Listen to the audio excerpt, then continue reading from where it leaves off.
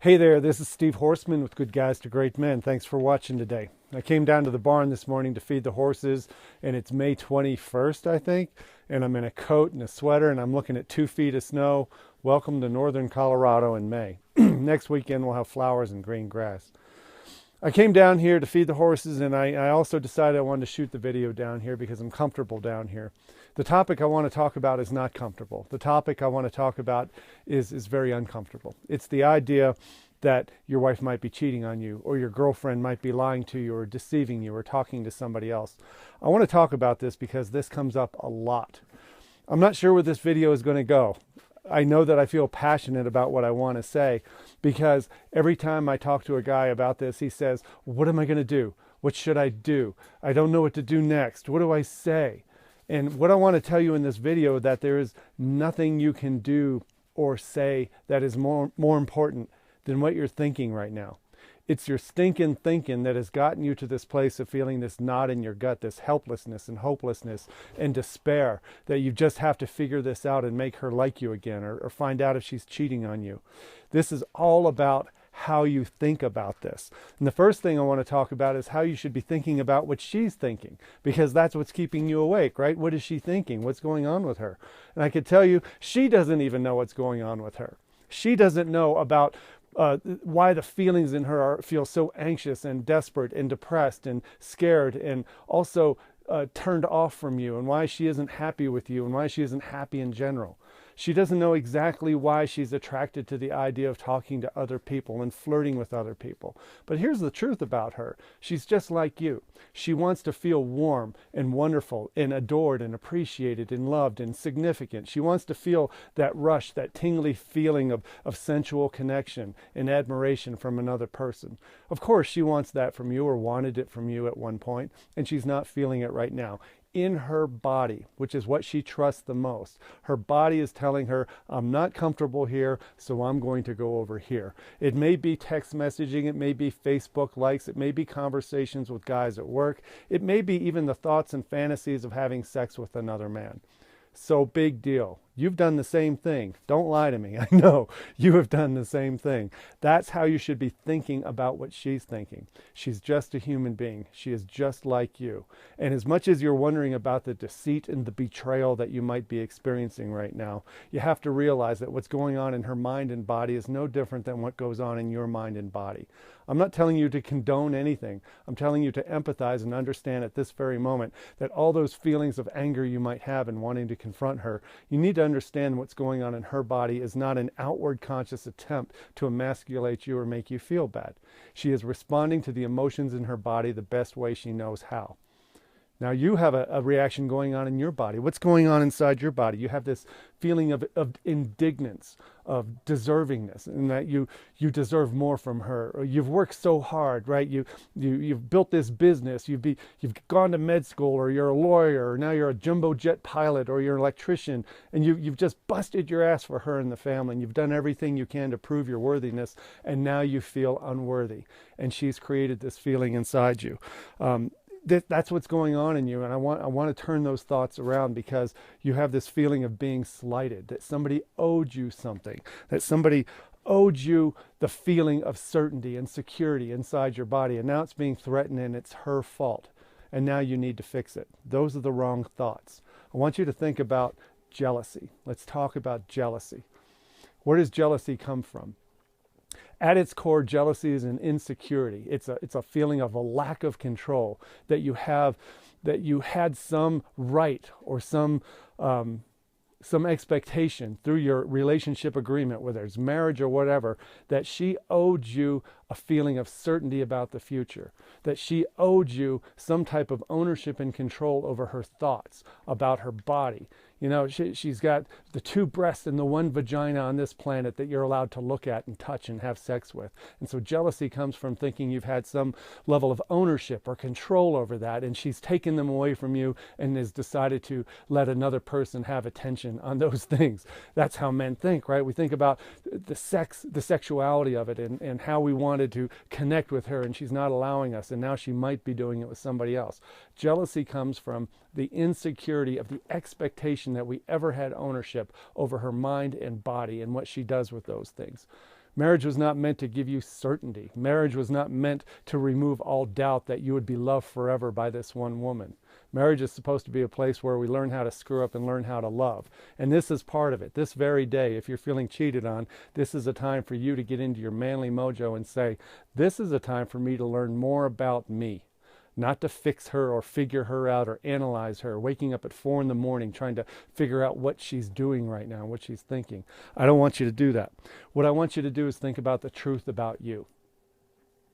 I'm going to slow down here just a little bit because I'm getting amped up, because I care about you.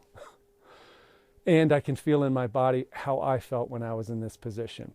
I didn't understand the value of me.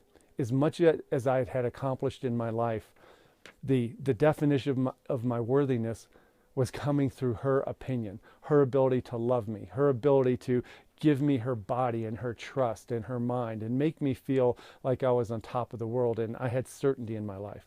No matter what I accomplished outside the relationship, I was projecting my worthiness on what she was doing and thinking. And this is the mistake that you might be making now too. So how do you get out of this? How do you get through this? The courage and confidence you need needs to be a different train of thought about understanding that the day you were born, you were a worthy man. The day you were born, you needed no more certainty or assurance from anybody outside yourself that you were a worthy man, that you deserve happiness and you deserve connection and laughter and sensuality and sexuality.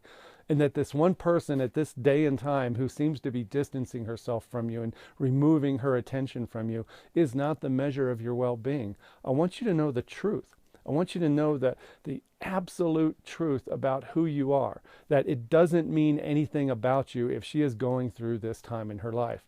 Is it possible you've screwed up? Is it possible that you've done some things that have put her in this position? What if she said, I would have never done this if you didn't make me do this? Is there an element of truth to that? No, she made her own choice. That's the black and white truth. She made a choice. If she's talking to somebody else or having sex with somebody else, that's her choice. Is there some truth that you could have been a different kind of man that might not have created this environment? Sure. We screw up all the time. We do things that push women away and insult them and make them feel insecure and unloved, and they can move away from that. And they do the same for us. This is the part I'm talking about. Marriage and relationship is a place where we learn how to love. We take these times and go, wow, I need to learn from this. I need to become more curious, interested, and amused instead of desperate and angry and hopeless. That's the truth about you. You have the confidence. You have the value. Whatever she's doing and thinking doesn't define you. So what do you do next? I know you want something to do.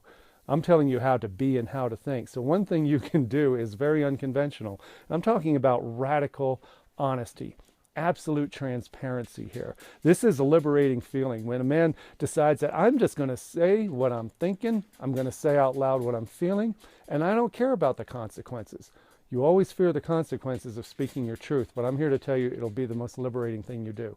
So if you think she's cheating or she's acting inappropriately or having some kind of inappropriate boyfriend at work or whatever, you just say so. You say, hey, I've been noticing lately that you've been disconnected. I've been noticing lately you're texting all the time and you're not paying attention to us. You know, that feels funny. I've been disconnected too, and it feels like what we're doing is getting to a place to where we're not even getting affection from each other. I just want to tell you that if you're thinking of having an affair, that would be normal. I've thought about that too. If you're fantasizing about somebody who makes you feel good and soft and gushy and sexual, I want that feeling too. And so I just wanted to say it out loud. I don't need you to do anything for me. I don't need you to be anything for me. I need to make this horse shut up. Stop it. Sorry. There was a horse trying to get in here. I was on a roll there too. I don't need you to be anything for me. I don't need you to give me any answers. I don't need you to explain your texting. I just want you to know that I get it. I understand how this game is played. And the truth is that we both can feel detached and unloved and not sexy and not attracted to each other. And so if you ever think you want to have an affair or end this relationship or be with somebody else, all I'm asking is that you just be honest about it. Let's be radically honest. Let's be transparent about it. No games, no hidden feelings. Let's just freaking talk out loud. So I'm telling you how I'm feeling, what I'm thinking. I regret we've gotten here, but we're both going to be okay no matter what happens. I'm going to dinner tonight. I'm going to go get some pizza and a beer. If you want to come along, that's great. Otherwise, I'll be gone until about 9 o'clock. You know, and I'm just modeling an energy. It's a detached, courageous, brave energy of knowing that you're okay, knowing that you can say everything out loud that you're feeling and not fear the consequences. What is the effect on her when you do that? I don't know. I can predict the effect. It's probably amazement and shock and wonderment. She'll probably say nothing in return. She may say whatever and go off and go, what the hell was that? That was the most brutally honest, courageous, open thing I've ever heard him say in 20 years of marriage. Who is this dude? And why is he going to eat pizza by himself? So you create curiosity and interest. This is where the attraction first started with you guys, when you were unapologetic and goofy and open. This is when things started to feel good. I'm asking you to go back into that energy for you, not to save this marriage and not to make her like you again. Do it because you like being this guy.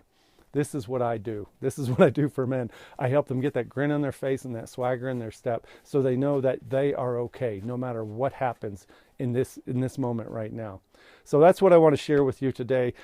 Thanks for sharing my caffeinated movie minute here. I wanted to get this through, and I just wanted you to feel what I'm feeling for you, is that you're okay.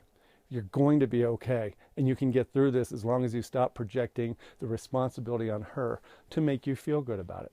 This is your job, buddy. Call me if you want to talk. Have a great day. Bye.